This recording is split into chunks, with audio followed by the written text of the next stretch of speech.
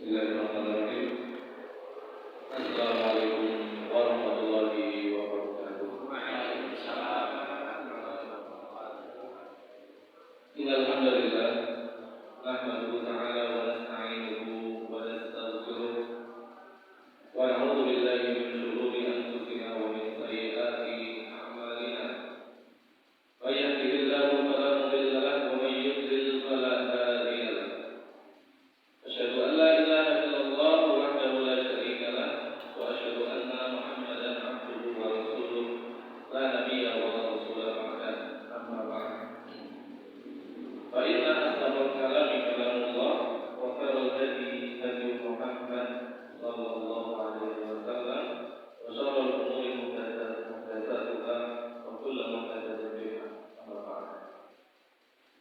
Bapak Ibu sekalian, jamaah salat subuh yang kami hormati dan semoga dimuliakan oleh Allah Subhanahu wa taala.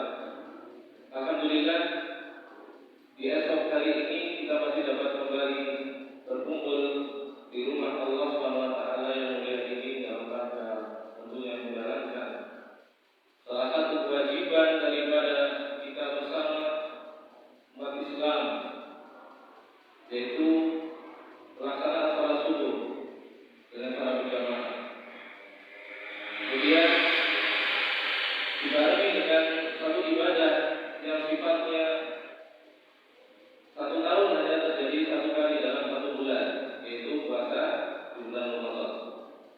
Tentunya Bapak Ibu sekalian, rahimani wa rahimakumullah, ini semakin menambah semangat kita untuk berkumpul di masjid ini. Apalagi kalau kita mendengar janji-janji dari Allah Subhanahu wa taala yang disampaikan melalui lisan Nabi kita Muhammad sallallahu alaihi wasallam dalam sebuah hadisnya beliau mengatakan, "Man istama'a qaumun fi baitin min buyutillah." Barang siapa ada satu kaum yang mereka berkumpul di salah satu daripada rumah-rumah Allah Subhanahu wa taala. Apa yang mereka lakukan di sana? Yatluna kitab Allah. Mereka membaca Al-Quran, membaca kitabullah. Wa yatadarasunahu bainahum. Setelah mereka saling belajar mengajar. Ya, ada yang ajari tajwid, ada yang menyimak, atau ada yang membaca, yang satunya menyimak, kayak gitu ya. Apa dari Allah Subhanahu wa taala? Illa nazalat alaihi sakinah. Mereka pasti akan turun kepada majelis tersebut yang namanya apa? Ketenangan. Oke. Sekarang saya survei Bapak Ibu sekalian, saat ini dengan pemberusan atau belum? Tenang ya? Yakin ya? Dia tadinya mungkin di rumah kayak buru-buru ya, pemberusung. Begitu sampai di masjid langsung, aduh ya Allah, dunia kemarin lagi sakit.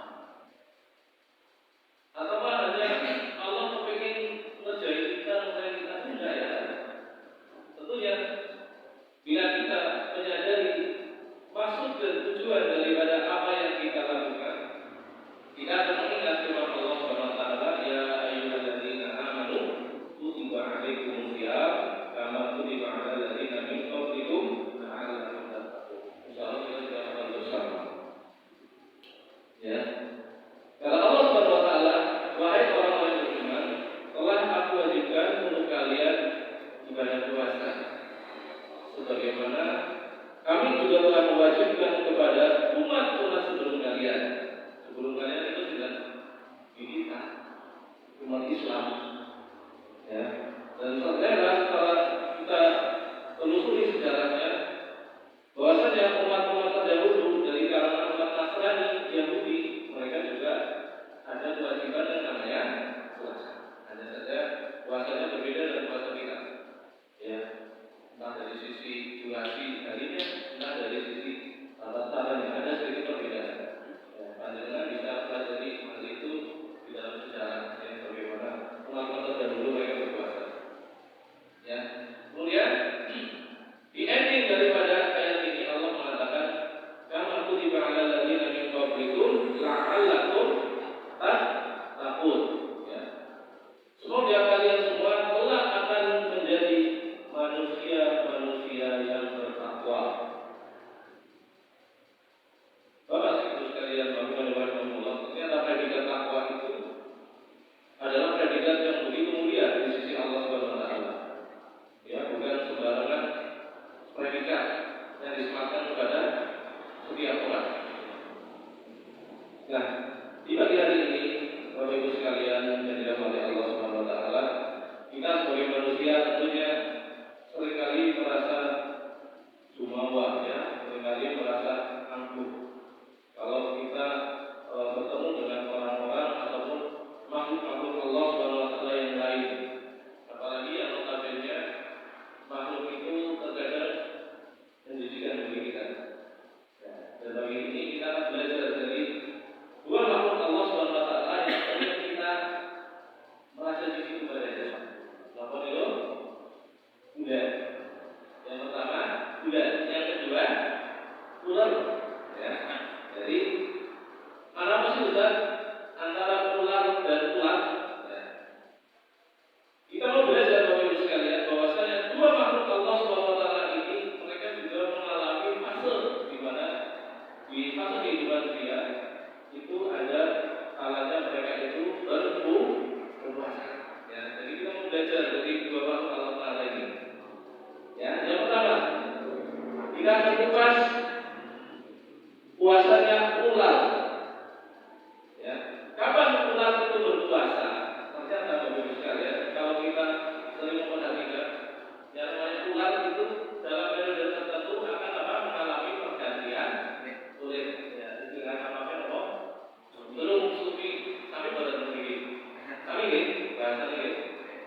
Nah, untuk mengalami proses belum sumi itu, ular itu tidak begitu saja kayak kita mau ganti baju, ganti celana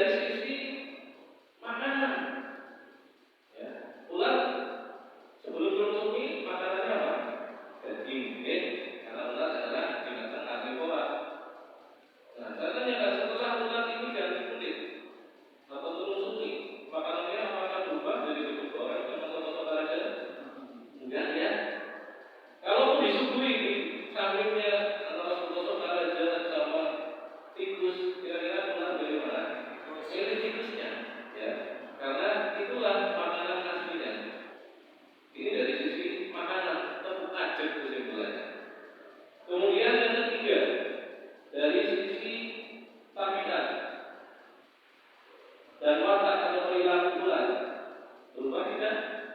Tidak. Ya. Bahkan semakin besar ular biasanya semakin ganas. Gimana? Ini semakin ganas. Atau gogok gitu ya. Itu ular. Nah ini pelajaran kepada kita Bapak Ibu sekalian bahwasanya jangan puasa kita seperti ular. Ya. Kemudian yang keempat, ya, dari sisi cara bergerak ular sebelum dia nerungsuni cara bergeraknya adalah proses melata. Nah setelah dia mengalami pergantian kulit pun cara bergeraknya juga tetap sama. Ya, ini mengajarkan kepada kita Bapak Ibu sekalian bahwasanya setelah kita menjalani ujian puasa ini, ya, kewajiban puasa ini ibaratnya ini adalah puasa kita untuk bisa merubah kita nanti setelah usai bulan Ramadan. Ya, itu puasanya bulan. Jadi kesimpulan dari puasanya bulan itu tidak ada perubahan yang signifikan kecuali hanya bulannya saja. Ya. Kemudian kalau kita melihat bagaimana puasanya seekor ular, ya, ular itu pada dasarnya adalah binatang yang sangat rakus Bapak Ibu sekalian. Ya. Bahkan ketika ular itu baru keluar dari telurnya, ya, kan anak kuku endok atau ular endok terus pecah, ya. Itu ya, saya baru lihat juga semalam. Ketika baru keluar dari cangkangnya, larva daripada ular itu akan memakan cangkangnya sendiri. Di kasus ayam lah ya, ibaratnya ayam kebenaran. Kalau ayam kebenaran kemudian ketika ini dalam menyusupi cangkangnya baru pergi. Tapi kalau ular itu dimakan cangkangnya, dimakan. Habis cangkang itu habis, dia mulai mencari sumber makanan yang lain. Dia mencari dedaunan dan segar untuk dia makan. Dan begitu seterusnya, ular itu menjadi gede. Ya, jadi kesimpulannya, ular itu juga merupakan binatang rakus. Tapi, ya ada tapinya. Saat ular itu dia bosan dengan statusnya sebagai ular, oke, apa yang dia lakukan? Dia akan mulai mengasingkan diri. Untuk apa? Untuk berpuasa. Dia akan menjauh dari sumber makanannya. Ya, dia juga akan menjauh daripada teman-temannya. Untuk apa? Demi bisa mengasingkan diri alias puasa. Dia rela mengorbankan bagian dari tubuhnya untuk dia jadikan sebagai kepompong. Ya. Dan dalam sekian hari atau sekian waktu, akhirnya yang tadinya ular berpuasa menjadi kepompong, tibalah saatnya dia keluar menjadi seekor makhluk yang baru, yaitu tubuh. Ya. Dan tadinya makhluk yang menggelikan yang sebagian kita mungkin akan jingkrak-jingkrak kalau memek ular, ya. Setelah jadi kupu-kupu, siapa di antara kita yang rata-rata di antara kita senang ya, bisa main gitu. Nah, setelah ular ini menjadi kupu-kupu, maka dia akan bisa terbang. Kemudian dia